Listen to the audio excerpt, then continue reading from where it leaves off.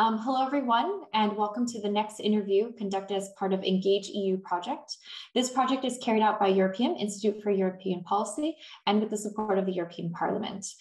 Today, we'll speak with Mr. Damian Boeselager, a member of the European Parliament from Germany, who is a member of the Group of the Greens, a European Free Alliance. My name is Daniel Piankiewicz, and I am a research fellow for EUROPEUM, and I will guide you through today's interview. So first of all, thank you so much for joining us, Damian. Thank you.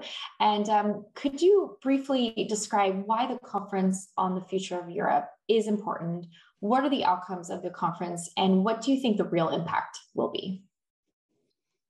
So the conference is important because it allowed people to come together and just discuss with a lot of time what they think Europe should look like. And with people, I mean, it's really, citizens from across the continent, but also politicians, be it from the national parliaments, national governments, the European Parliament or the European Commission, or also from representatives of regions of Europe to really, have the time and discuss.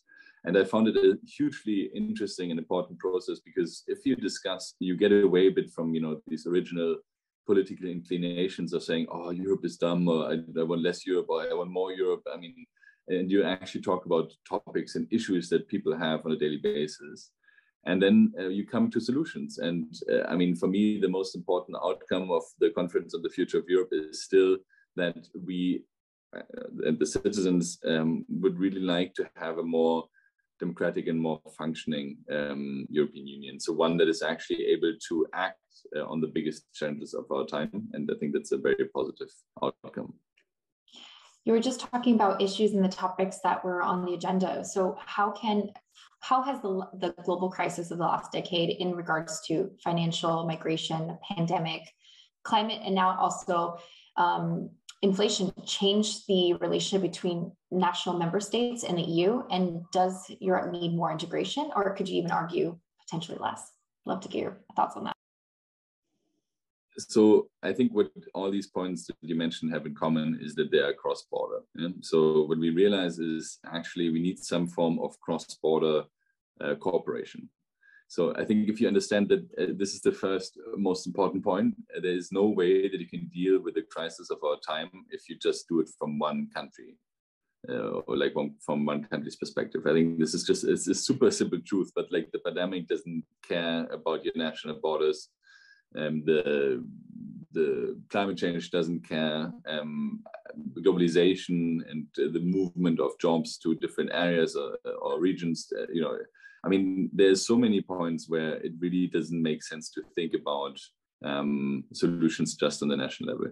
And then the second question that was also guiding a bit our discussions was, okay, if you know that you need to cooperate on the European level, how do you do it best? And there, I mean, to come back to your question, maybe some things can be solved on the local level, some things can be solved on the regional level, some things can be solved on the national level, and some things can be solved on the European level. But on all levels but the European level, we have found a very simple form of governance, which is, hey, you vote for a parliament or a council or whatever you want to call it, a local council. And then if they're the majority, they in some way field the government. I mean, basically that's it. And on the European level, we haven't dared to do that, but we have set up a weird process where the level below, meaning the national level, can basically block whatever they want, and they also decide who goes into the government. And this is, I think, where we just need to adapt a bit, because what we see is that the system that we chose works to an extent, but it has downsides. It's very slow. And when it comes to controversial topics, it's not able to act. And that is an issue. I mean, just to give you, like, if you want an example, when it came to the sanctions versus Russia, there was one country, or like one government and one head of state, in this case, Orban from Hungary, who was able to block the sanctions from passing. And then obviously this becomes a security risk for the whole European Union, because we are not able to weaken the person who is waging war in Ukraine and potentially wants to go beyond, who knows.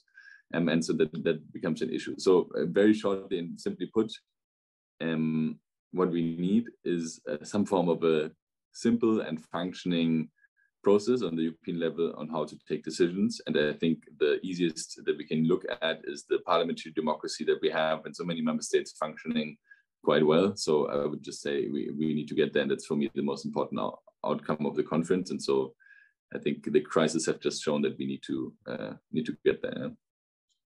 You've already touched upon one crisis, and of course you also alluded to the pandemic. How would you say that member states benefited from closer cooperation during the pandemic? And are there lessons learned, or what are the experiences that we can take away and could be used then for the benefit of the future, such as when fighting climate change or transitioning to a greener and more digital economy?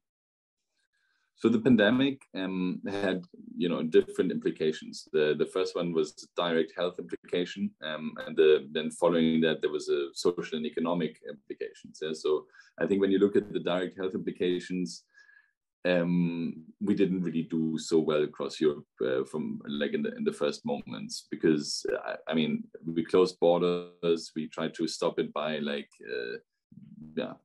basically not supporting each other anymore. But then with some time, we also thought about the fact that maybe, if we all go into bidding war for vaccines across the European continent, that could be quite harmful for our European living together. Because imagine the Germans didn't get vaccines, but the French did, or something like this, because they paid more money to a private sector company. I think that would have been quite harmful. And there I'm quite happy that we managed to basically buy vaccines altogether or procure vaccines altogether. So I think on the health front, we can learn that we need to get better emergency systems in place. Maybe when you think about pandemics, they could be clustered according to certain regions that can then go from, I don't know, green, yellow to red. And then there's different implications for what that means. And on the economic and social front, I think there we did quite well, to be honest, because the European Union for the first time in its history actually took up a significant amount of debt on the European level, which before that didn't really do, and then used this to basically, I wouldn't say bail out, but to create a huge stimulus package to get us out of this crisis that followed basically the pandemic, which is an economic crisis. And so that worked quite well. I mean, it's 672.5 billion euros, and luckily I was able to also negotiate that recovery fund, which was super interesting. And there, as you said, we decided not only to spend the money to invest ourselves out of the crisis, but we also decided to spend it to build back better, basically to build greener and more digital European society. And I think that was definitely a best practice.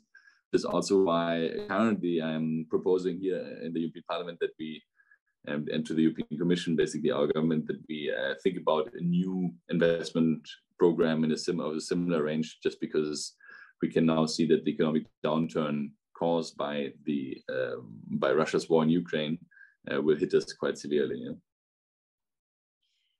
So tied to your statements about the funding, there's also been a lot of conditionality of funds, also tied to suffragists, the division of competencies debate. Do you believe that using conditionality in other areas than rule of law, such as compliance with climate goals, will materialize in the future?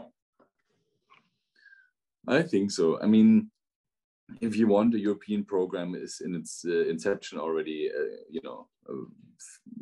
let's say, endowed with a conditionality. I don't know if that's the right term, but if you build a program, let's say it doesn't exist like this, but for sport, obviously the condition is that governments spend it on sport. And so like all European programs have a certain direction, and with that a certain conditionality. Now the question is, can you solve issues that you have in other areas with conditionality on some of the funds? And that's obviously something that we have been trying now in the European Parliament, first via the idea that we put some requirements on, for example, the Polish and the Hungarian plan when it comes to independence of the judiciary in Poland and the role of corruption in Hungary. And we basically said, hey, look, you need to solve your corruption issues first before you can get some of this Corona recovery money. And we told Poland originally, now this has changed a bit, you can only get the recovery money if you basically make sure that your courts are not puppet courts anymore. And we will see if this will fly as an idea, if we can actually make this conditionality work. But it's, I think it would be better if the tools that we had at hand to solve the issues that we're talking about, which is corruption and rule of law directly, if they could be used. And that's, for example, the Article 7 procedure.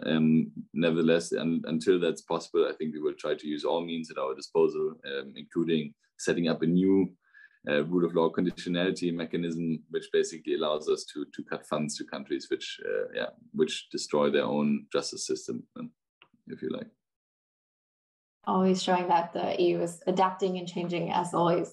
So our last question would be, during the June plenary session, members of the European Parliament demanded that the institutions receives the right to table the legislative proposals during the next revision of the EU treaties. What would this change mean for the legislation process and the division of powers between the institutions? I mean, it's quite simple. At the moment, the only one who can make proposals for laws is the European Commission, and I think they should still always have that right. I mean, there's no government where that's not the case, but there's also actually no parliament where there's not the right to legislate, to propose initiatives, and apart from the European Union, I guess. And for me, it's super simple. I mean, to initiate laws doesn't mean only coming up with new ones. It also means amending existing ones.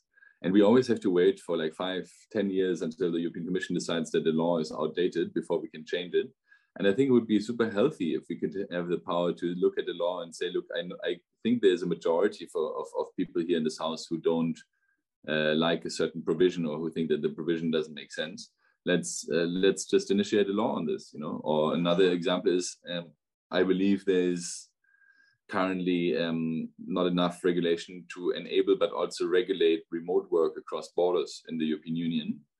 But I have to wait now and lobby the European Commission for the next, 5 years or so to finally come up with a proposal in this direction, whereas I already know what I would potentially propose as a law. And maybe, together with my other colleagues here, we would be able to actually come up with a cool law, which would be much more timely in how it deals with the fact that already people are working remotely from other countries and have to deal with the mental, but also tax and whatever kind of consequences. So I think there's just an improvement that you could have if you would give petitions that right. And maybe just one more abstract point. Look, I think when people vote in elections, they vote because they want something to happen. Yeah, they want more liberal or more conservative policies to happen. And the people who take that vote up are the parliamentarians. And for me, just from a theoretical perspective, they should have two things that they can do. First is actually, initiate laws to take that citizen vote and transpose it directly into laws. And the second one is to vote for a government, and to, if they're in the majority, to then basically pass on that accountability or that responsibility that they got from the voters. And then obviously they can also vote on laws that are happening and work on laws. But like these two rights of initiating law and initiating, if you want, a government, I think are super important in our theory of democracy as well. Yeah. Great. Thank you so much, Damian, for the interview. And I would also like to thank our viewers for watching yet another interview from our series with MEPs, which are conducted under the EngagEU project. Over the upcoming weeks, you can look forward to more interviews, both with Czech and foreign MEPs. You can also follow our social media on Facebook and Instagram to get the updates on those future interviews and other interesting projects and outputs. I'd also like to invite all of our Czech speakers to visit our website at www.zapojse.eu for more content, such as a quiz game and information about the European Parliament and its weekly agenda, and also more information about Europe's post-pandemic recovery, green transformation, and many more.